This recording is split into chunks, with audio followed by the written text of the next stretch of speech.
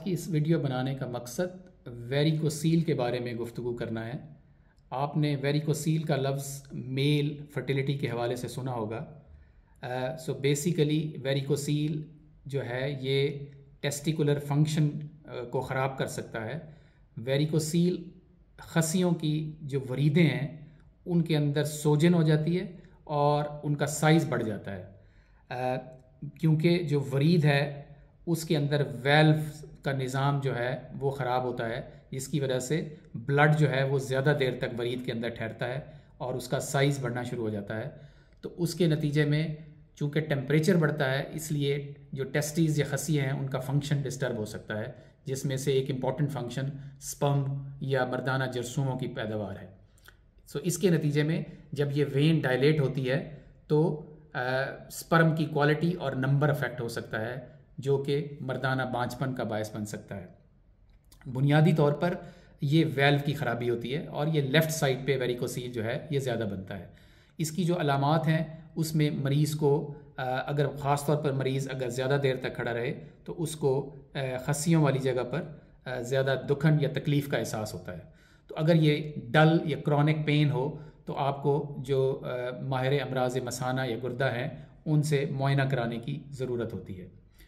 अगर पेशेंट को कोई अलामत ना हो और उसको सिर्फ इनफर्टिलिटी हो, यानी उसके स्पर्म का नंबर या क्वालिटी कम हो, और अगर माहिर अमराज गुर्दा व मसाना मुआयना करें और आपको वेरिकोसील मिले तो फिर भी मरीज़ को इलाज की ज़रूरत पड़ सकती है।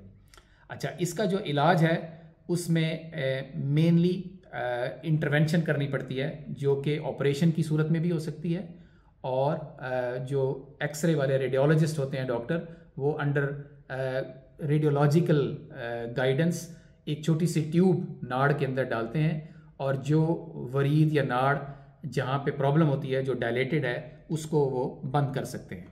सो ये रेडियोलॉजिकली भी हो सकता है और ये ऑपरेशन के ज़रिए भी सर्जन कर सकते हैं।